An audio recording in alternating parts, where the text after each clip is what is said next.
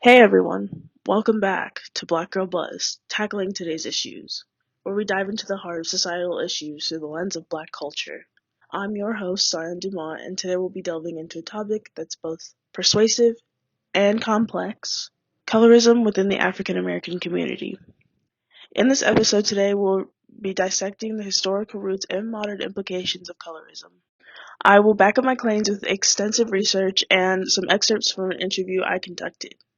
So, let's get into it. So, colorism isn't a term that you'll find in the dictionary, but it speaks volumes about the prejudice or bias of treatment, in our society, just based on someone's skin color. It's a conversation that was sparked by Alice Walker in her 1983 book, which is the first known record of the word colorism being used.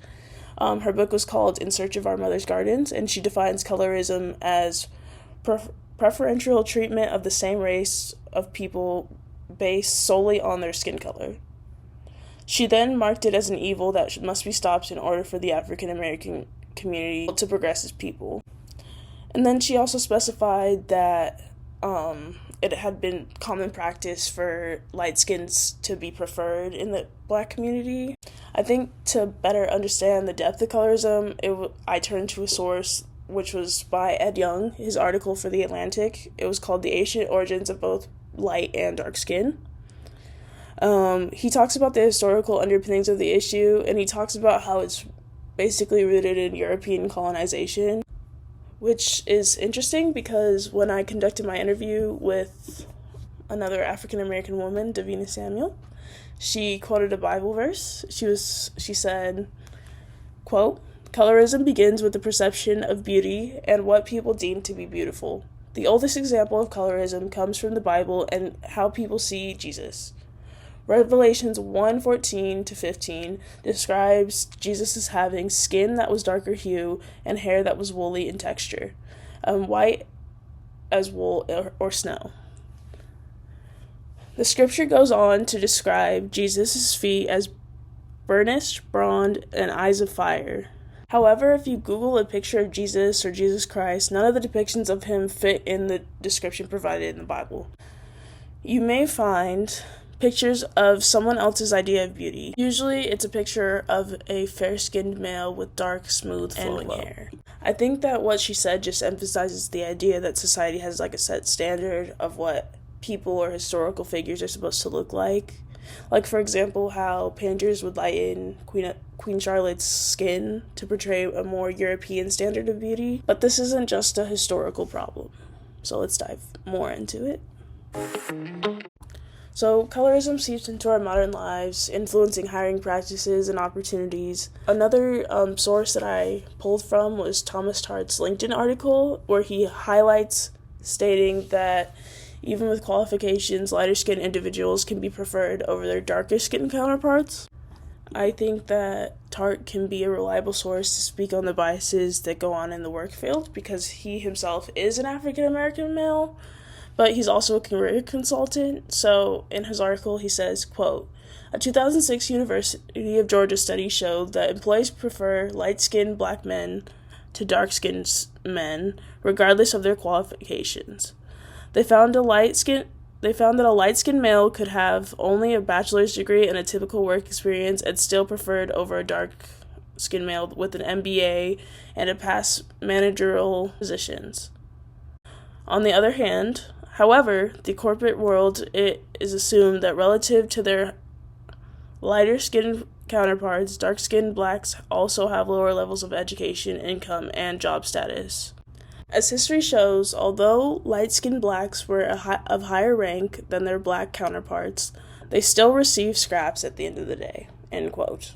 The idea is still intact to this day when light-skinned individuals seem to feel more inferior to darker-toned people, but when you ask a Caucasian or anyone outside of the African-American race what light-skinned individuals would be listed under, it's always the same response: Black. After slavery, educational institutions, clubs, and other activities were reserved only for light-skinned Black people. In some instances, only those who were lighter than a brown paper bag, the paper bag test, would be considered light enough to attend college or an exclusive club. So then when I talked to my interviewee, I asked her about how this affected her in real life, real time. She said, "In the workplace, I find that I have to prove I know my job and what I'm talking about 10 out of 10 times. If I make a suggestion, it will either fall on deaf ears, my contribution has been overlooked, or credit has been given to someone of fair complexion. So I have made it a point to document my interactions, make sure that if I have an idea that I only share it in traceable method." I think that this issue is present in all industries, especially when it comes to the entertainment business in Hollywood. So there was an article not too long ago by USA Today that talks about an actress apologizing for getting a role, and I think this can attest to the underrepresentation in Hollywood because there was people upset with her for portraying a certain character. And just a quote from the article. It says, quote, "We all exist in a social context that has taught us that whiteness is preferred ideal in terms of our racial hierarchy in the United States." End quote. And then when I asked my interviewee about how representation has changed over time, this is what they had to say. Quote, "Representation has changed over time by people of color pushing to stand out more. Rihanna made the first inclusive makeup line within the last 15 years. That was simply unheard of in the beauty industry when I was growing up. When I was doing modeling when I was younger, there was really not makeup that fit my complexion, and even if the makeup artist mixed makeup to fit me, it was still a little bit off. We've had a black president of the United States. It's far easier to find a doll of color in the store these days than it is in the 80s and 90s. I preferred black dolls growing up, but they were so hard to find. It was also easier to find people of color on television now. When I was growing up, there was very few animated black characters, and now we have an entire television show networks." End quote. I think that she mentioned some great accomplishments, but there's always work to be done, and I think holding people accountable is definitely a solution to that. This issue is present especially among African American women. So the Journal of Racial and Ethnic Health Disparities conducted an experiment within a group of black women examining the perceptions of treatment disparities based on their skin tones. So this topic resonates with me a little bit on a personal level as I've been subject to these things. So I think it was interesting to see the findings of this experiment because it helps us reflect on our own biases and challenges and preconceived notions about beauty and value, and I think that's pretty great. The results are really revealing.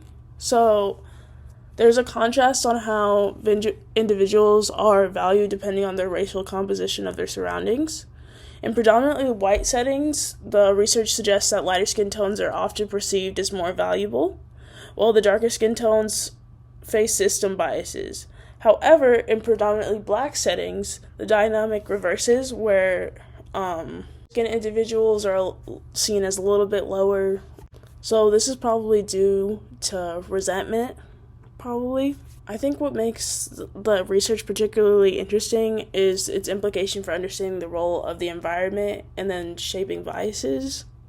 It forces the question whether our ideals of beauty and worth are inherent or learned. So you may be asking yourself, why should people outside of the black community care about this issue? People outside of this community should care because colorism is not an isolated problem and it's intersectional with racism as well. It intersects with a broader range of issues of discrimination and bias, not even just racism, sexism, classism, all of those things. And by addressing and dismantling colorism, we contribute to a more comprehensive effort to combat systemic injustice. A society that values diversity and inclusivity benefits everyone. By understanding and caring about the challenges faced by young African American women due to skin color disparities, we contribute to the creation of a more inclusive environment where individuals are valued for their unique qualities rather than their superficial attributes.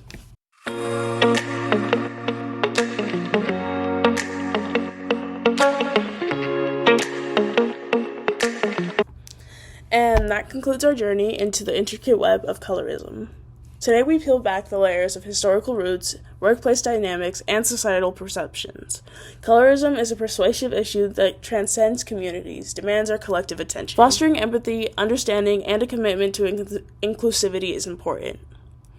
We all play a role in shaping the society we live in, and by actively engaging in conversations about colorism, we contribute to the creation of a world where every individual, regardless of their skin tone, is valued for their unique qualities.